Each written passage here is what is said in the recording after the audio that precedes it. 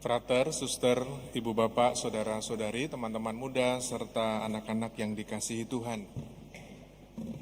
Sebagaimana dalam pengantar, tadi saya mengatakan bahwa hari ini, 1 minggu setelah merayakan Pentakosta, kita merayakan hari raya besar dalam gereja kita, yaitu Hari Raya Tritunggal Maha Kudus. Minggu depan kita juga masih merayakan hari raya besar, Hari Raya Tubuh dan Darah Kristus.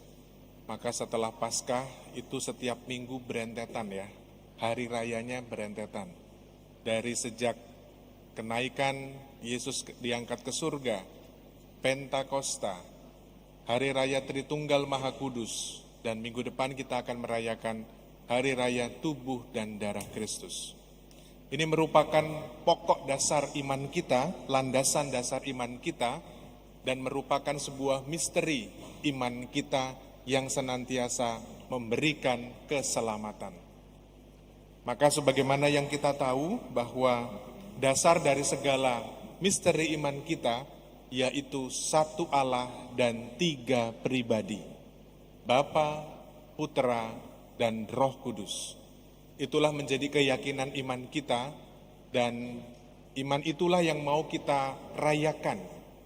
Merayakan Tritunggal Maha Kudus itu bukan pertama-tama bagaimana kita bisa menerangkan atau bagaimana pertama-tama kita bisa memahami atau menjelaskan Tritunggal Maha Kudus. Tetapi pertama-tama kita merayakan dan mensyukuri perayaan iman kita. Allah yang senantiasa berada di dalam tahtanya mau mengirimkan putranya melalui peristiwa inkarnasi. Di dalam perjanjian baru, Yesus senantiasa diwartakan. Dan nanti setelah ini, Yesus memberikan rahmat Roh Kudusnya kepada kita semua untuk membimbing kita sampai pada akhirnya kita boleh kembali ke rumah Bapa. Ibu bapak, saudara-saudari yang terkasih, kalau kita merayakan Tritunggal Maha Kudus, ini sebuah perayaan besar di luar jangkauan kemampuan manusia. Pikiran kita yang terbatas tak mampu melampaui Allah yang begitu besar kasih karunia-Nya kepada kita. Maka perayaan Tritunggal Maha Kudus bukan pertama-tama kita mengerti dengan jelas, apalagi mengerti dengan detail apa dan bagaimana Tritunggal Maha Kudus, tetapi pertama-tama kita mensyukuri dan merayakannya. Ada seorang santo besar dalam tradisi gereja kita, yaitu Santo Agustinus. Santo Agustinus adalah seorang uskup yang pada waktu itu juga mempelajari berkaitan dengan Trinitas, yaitu Tritunggal Maha Kudus. Di dalam studinya dan di dalam dia mempelajari Tritunggal Maha Kudus, apa, siapa, dan bagaimana, beliau sampai pada titik kebingungan apa yang harus dimengerti dan dipahami dengan konsep Tritunggal Maha Kudus ini. Maka sambil beristirahat, Agustinus jalan-jalan ke pantai, ya. Jalan-jalan ke pantai, menyusuri pantai, bertemu dengan seorang anak kecil. Seorang anak kecil yang sedang bermain pasir, membuat lubang dengan pasir itu. Lalu anak kecil ini ditanya oleh Agustinus, kenapa membuat lubang di pasir ini? Jadi lubang itu dibuat sedemikian besar supaya air laut yang ada di hadapannya bisa masuk ke dalam lubang itu.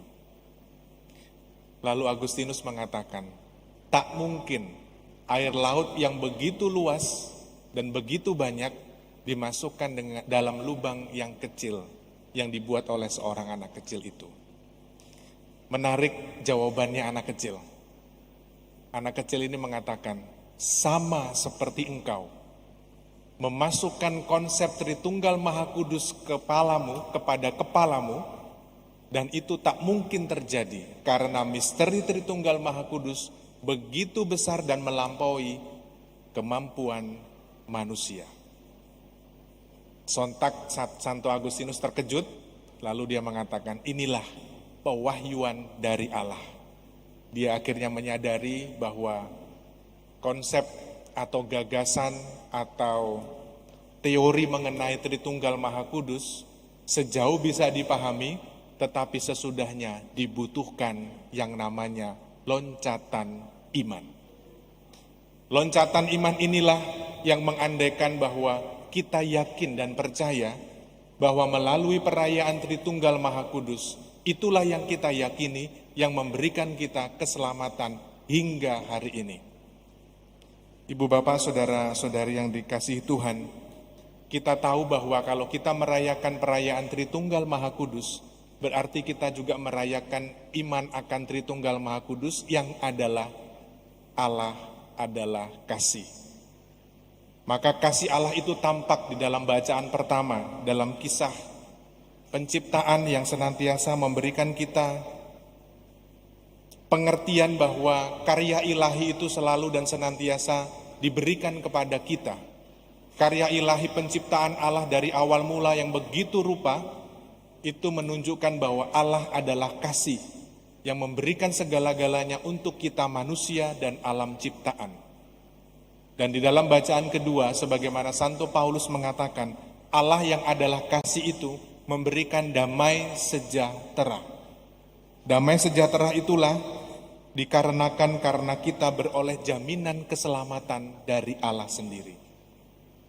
Maka ibu bapak, saudara-saudari yang terkasih, kasih itu kita tahu ada dua.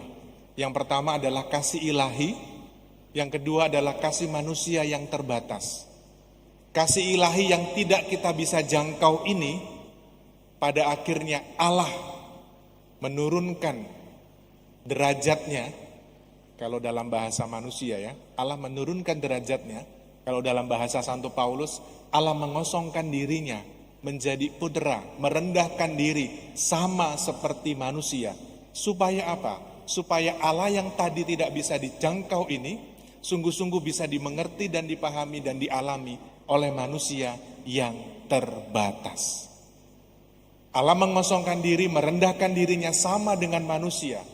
Supaya manusia boleh mengalami yang namanya keabadian bersama Allah. Boleh mengalami yang namanya janji keselamatan yang diberikan oleh Allah. Dan setelah Yesus naik ke surga, Yesus memberikan rahmat Roh Kudusnya kepada kita semua, supaya kita senantiasa dibimbing, dituntun di dalam perjalanan dan pesiarahan hidup kita. Dan pada sampai akhirnya kita boleh kembali ke rumah Bapa. Inilah perayaan iman besar kita, Tritunggal Maha Kudus, yang kita boleh yakini, yang boleh kita imani, yang boleh kita hidupi dalam perjalanan hidup kita, bahwa Dia yang adalah kasih, sungguh-sungguh memberikan keselamatan kepada kita.